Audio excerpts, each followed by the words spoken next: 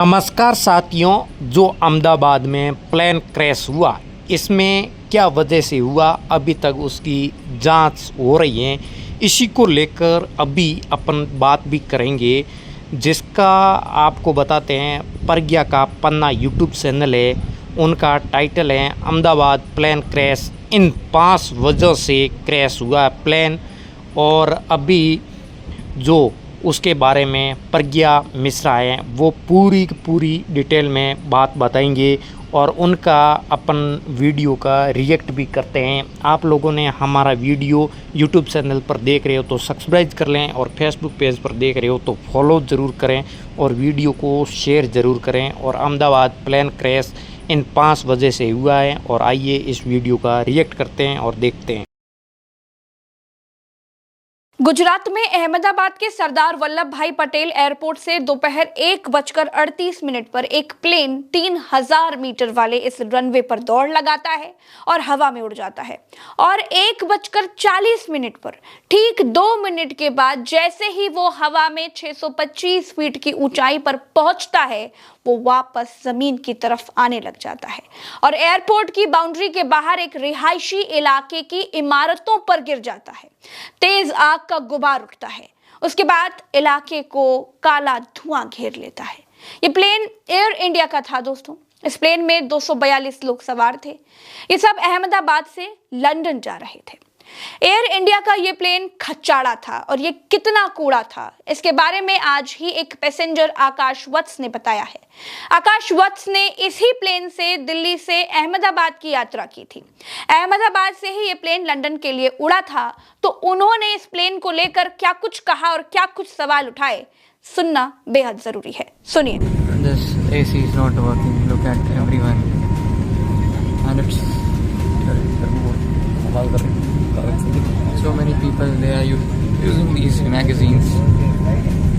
AC is not working at all. And as usual, your TV screens are also not working. Neither this button for calling the cabin crew. Nothing is working. दोस्तों, plane crash होने से ठीक पहले की ये plane के भीतर की तस्वीर है। देखिए दोस्तों, जिस प्लेन का एसी तक काम नहीं कर रहा था, जिस प्लेन की लाइट पैसेंजर की जलाने से जल ही नहीं रही थी, वो प्लेन कितना खटारा होगा, इसका अंदाजा तो आप लगा सकते हैं। जिस प्लेन के एसी का रखरखाव तक नहीं था, उस प्लेन के इंजन का कितना ध्यान रखा जाता होगा, ये सोचने वाली बात है। ये तस्वीर देखिए। इस तस्वीर में दिखाई दे रहा है एक परिवार जो कि राजस्थान के बांसवाड़ा का है। सबकी विमान हादसे में मौत हो गई। डॉक्टर कोनी व्यास पैसिफिक हॉस्पिटल से इस्तीफा देकर अपने पति प्रदीप जोशी के साथ लंदन में शिफ्ट होने वाली थी। आज सभी बच्चों के साथ जा रही थी और इस दुखद हादसे का शिकार हो गई। सवाल ये है दोस्तों कि कैसे हुआ ये प्लेन हादसा? क्या इसके पीछे कोई विदेशी साजिश है? क्या एयर इंडिया का प्लेन ज्यादा गर्मी के कारण क्रैश हो गया? क्यों बोइंग कंपनी के इन जहाजों पर 3 महीने का प्रतिबंध लग चुका था? क्यों बोइंग के ये जहाज खटारा कहे जाते हैं? क्या कम रनवे पर दौड़ाकर प्लेन को उड़ा दिया गया?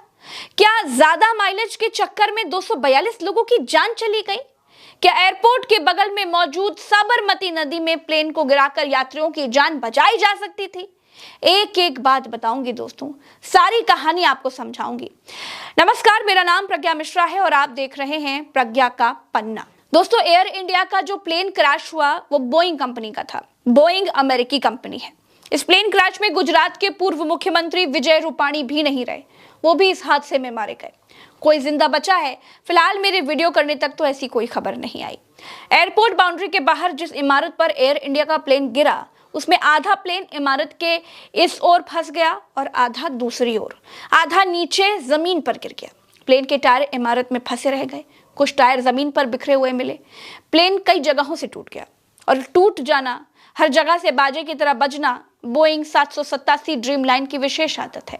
माइलेज पूरा, लेकिन सिक्योरिटी 2 कौड़ी की भी नहीं। ये मैं नहीं कह रही हूं, आगे बताऊंगी क्यों कह रही हूं। लेकिन जिस इमारत पर यह प्लेन गिरा दोस्तों, वो डॉक्टरों का अतुल्यम हॉस्पिटल था। 60 इंटर्न डॉक्टर इसमें थे। 6 डॉक्टर्स के मारे जाने की खबर आ चुकी है।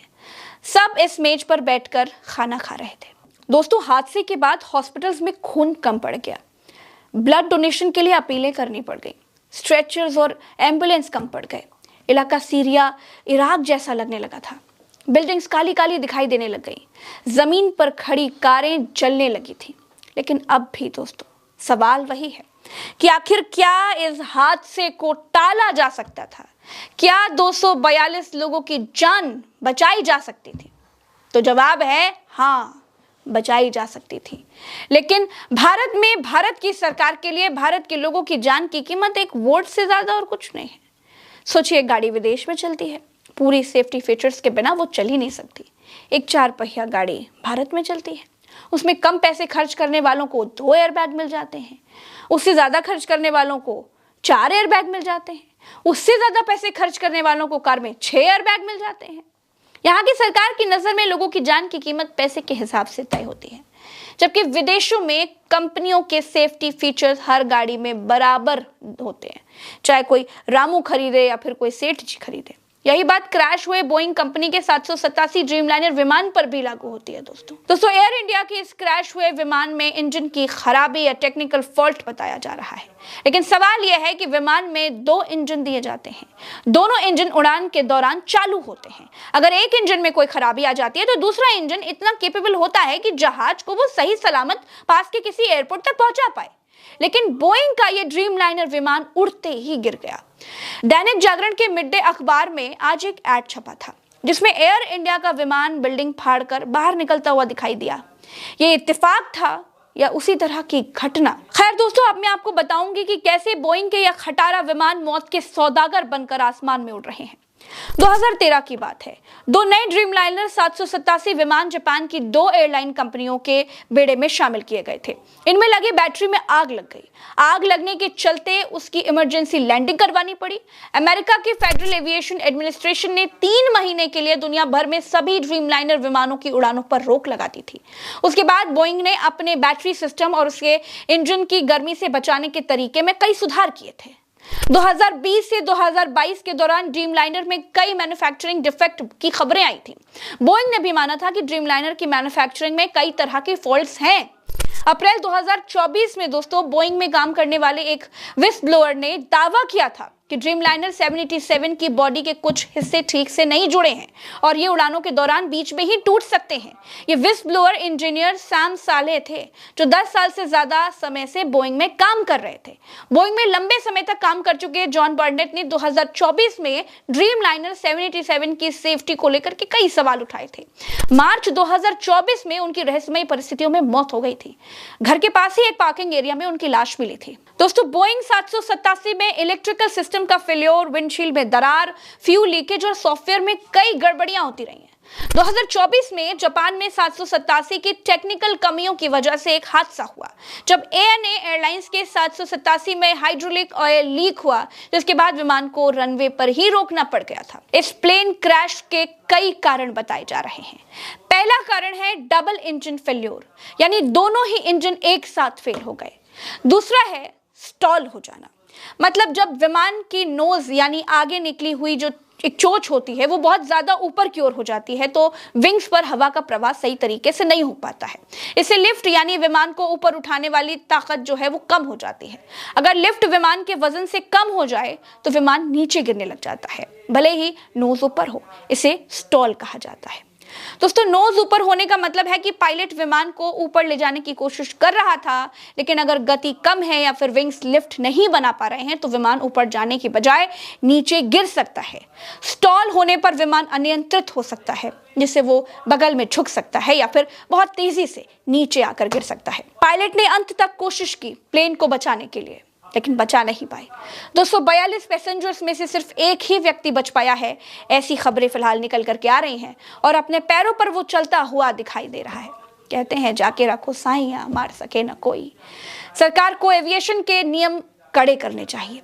खटारा प्लेन क्यों चल रहे हैं, इसकी गहन जांच करनी चाहिए। मेरे साथ फिलहाल इस वीडियो में इतना ही। चैनल को सब्सक्राइब जरूर कीजिएगा। नमस्कार।